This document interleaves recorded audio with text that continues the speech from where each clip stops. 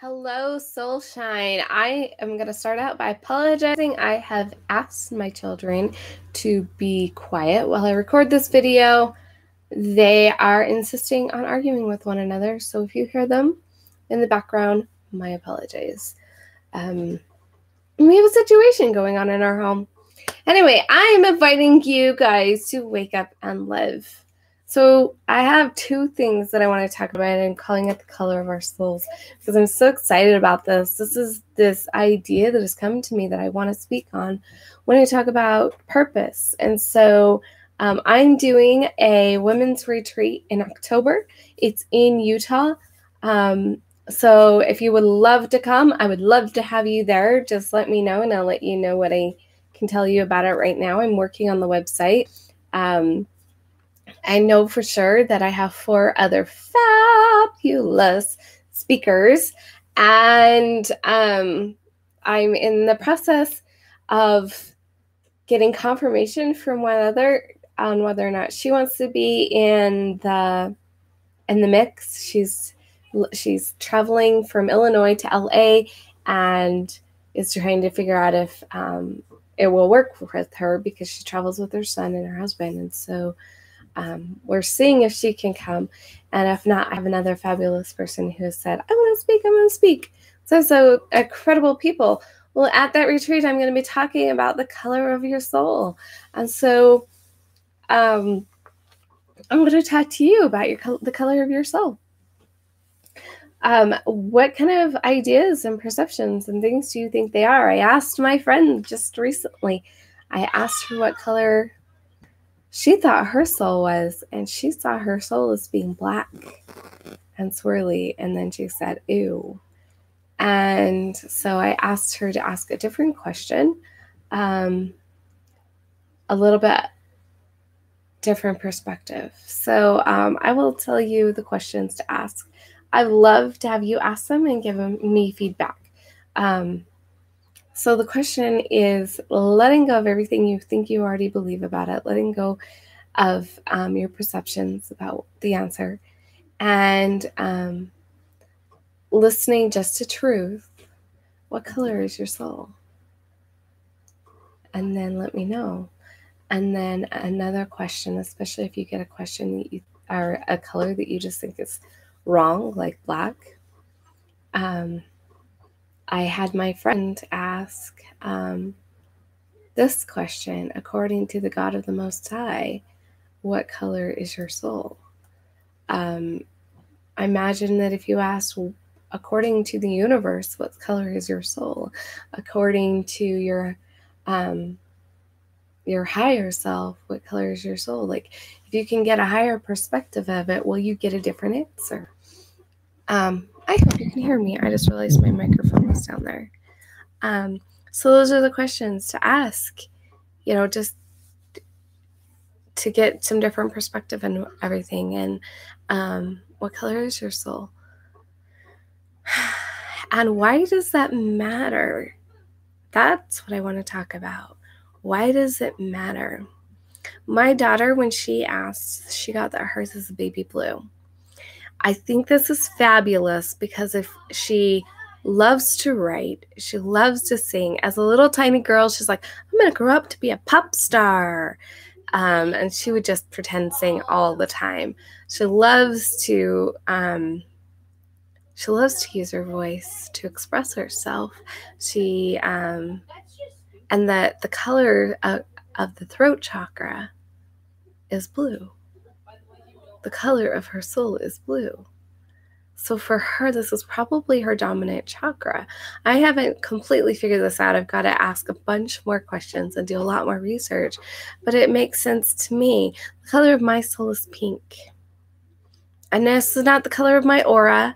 The pink resides in the heart chakra, or a higher chakra, but when it comes down into the body, it's a heart chakra. And it's the color of love. Unconditional love is pink. My friend, her color is green, which also resides in the heart chakra. So how incredible is that? One of the challenges of being a heart chakra person is in manifesting, it isn't about activating your chakra and manifesting from your chakra, because the heart chakra is connected to all of them. And so if you have a blockage in any one of your chakras, it's going to cause it to be extremely difficult to manifest.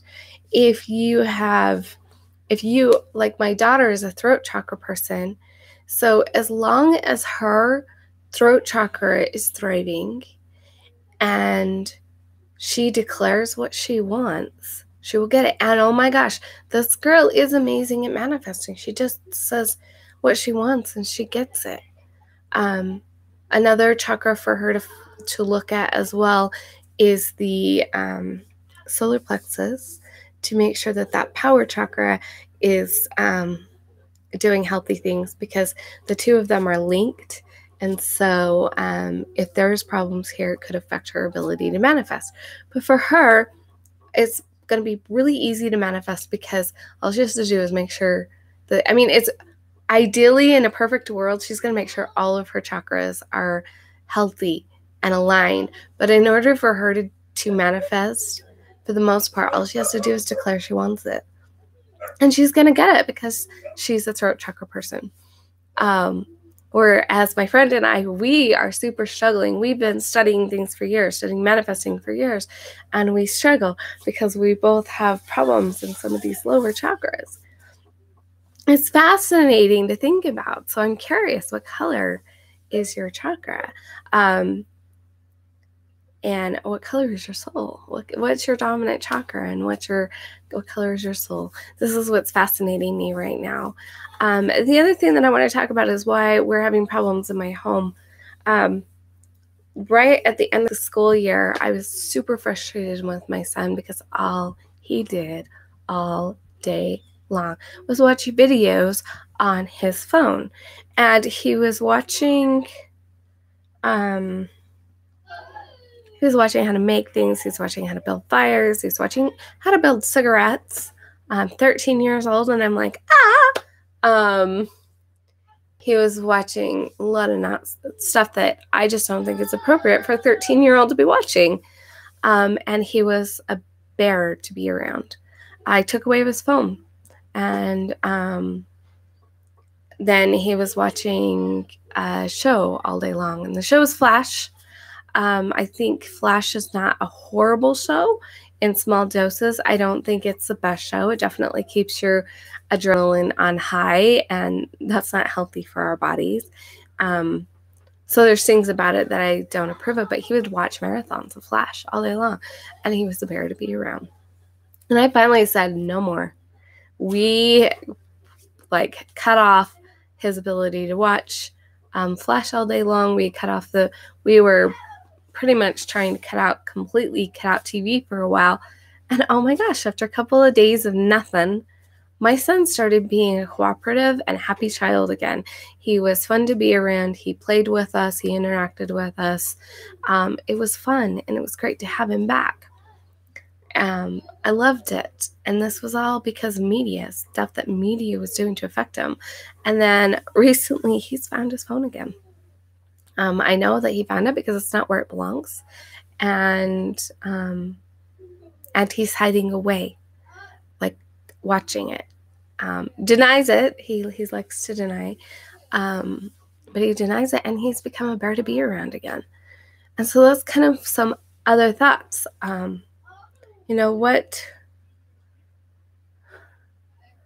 What is what you're watching? What is what you're reading? What is what you're listening to doing to you?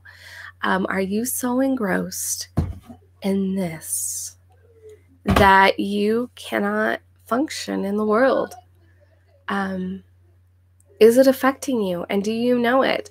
In my church, the beginning of the year, well, not the beginning of the year, a few months ago, because it was probably the end of the school year or something like that. My church, our world leader, offered a challenge to the youth. He asked them to go a week without social media. And from watching my son, I know that just a couple of days changed who he was. So I think it's a fabulous challenge. Can you go a week without social media? I know that I went a whole month without Facebook because I didn't like the way it was affecting me. And since going back on, I don't feel that need to respond to every single post, because I went back on and I was like, there's no way I'm catching up with things that happened a month ago. And so I just cleared out all of the notifications and I started fresh. And now I go through and I'm like, do I even want to post? Do I care? Do I look back on it? Does it matter to me? I have a few posts that I care about following up on, but it doesn't matter to me. I don't feel that same need to be like obsessed with it and stuff that I was feeling before. And now I can go days without Facebook and be fine with it. I actually have a rule, no Facebook on Sundays. So I can go in and post in my Facebook groups. Like when I'm being really awesome and active in my gratitude group, I go in and post there. Not very often active in doing that. I'm active in expressing gratitude, not always active in leading the groups. So I'll go in on my groups and I'll just post them, but I don't follow up with them until Monday. I just post and leave. But that's my extent. Facebook on Sundays is a no-no in my world because it's a choice I made. And it's a choice I made in order to give me a day of rest from it. I've chosen to be less active in YouTube for a while. It's not that I don't want to participate, but I found myself so engrossed in it that I was not being there for my family. And so until I can give myself a time limit, okay, you can watch videos for this long, because it's important to me to interact with my followers. It's important to me to watch the videos from the people that I admire. But if it's sucking me in and not allowing me to live my life, then there's a problem. So just some things to think about. How are you being sucked into social media or movies or TV? Or can you go a while without watching them? And what would happen if you did? These are interesting things to ask yourself. And tying it into the color of your soul, what is that stuff doing to your soul? Is your soul even allowed to live here? Like, if my son is zoning out because he is watching all this TV, his soul isn't participating in life. His soul is going, because his soul is a higher vibration. Your soul could only fully exist in a high vibration environment. If you don't have a high vibration environment, you're only going to get parts of your soul. You're going to get the parts of you that keep you alive. You're going to get the parts of you that are,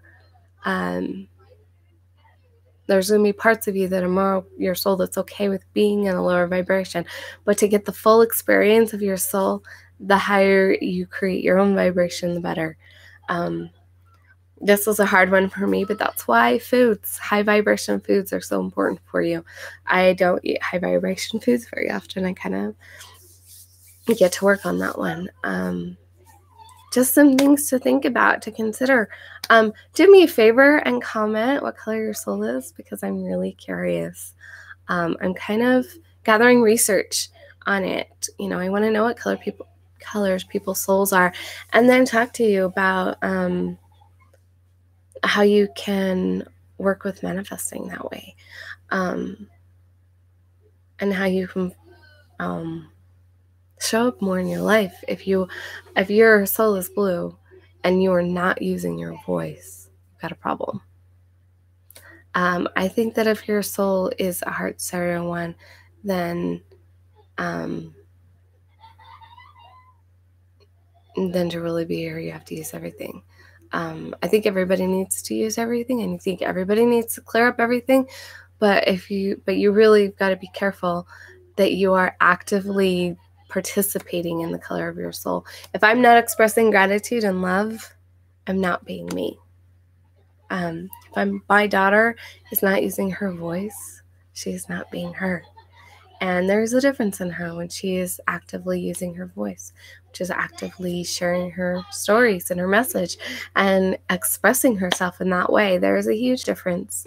I think a lot of heart-centered people also need to express, because those are the two chakras that are closest to your heart. And your heart has to come up and go out your hands. So it kind of comes up into the area where it really touches in that heart. So, or that voice, because the heart chakra comes up and out through your hands. And so it gets really close up into this one. It doesn't necessarily go into it because you've got a upper heart chakra right here that it goes through, but it gets really close. So it's really important to use that chakra. I think it's also really important to make sure that your protector on this end, you protect your heart with your voice, and you protect your heart with your solar plexus. You need to take care of both of them if you're a heart-centered person, more so than probably anybody else, unless you are those people need to as well. Anyway, there's so much. It's so complex and so amazing, yet it's so simple and beautiful. I just love it. Anyway, I just want to remind you guys to let your soul, whatever color it is, whatever beautiful color it is, let your soul shine big, bright, live, and beautiful. Be you, the you were created to be. And I'll see you guys later. Tomorrow, just so you know, I will be at an all-day event. I'm going to try and do my Facebook Live on lunch. So, our Facebook Live, YouTube Live. I've been hanging out on Facebook a little bit more because I'm in a group that has been awesome to help us step into our roles as speakers. And so I've been hanging out on Facebook a little more. And so now I'm saying Facebook. I'm like, no, YouTube Live. I prefer YouTube over Facebook. So anyway, I will see you guys hopefully tomorrow. And I'm also the event, the 3-day one. So I'll try to get on live for lunch both tomorrow and Friday. Maybe even Saturday. We'll see. I'm kind of leaving the weekends up to how I feel. I'll see you later. Bye-bye.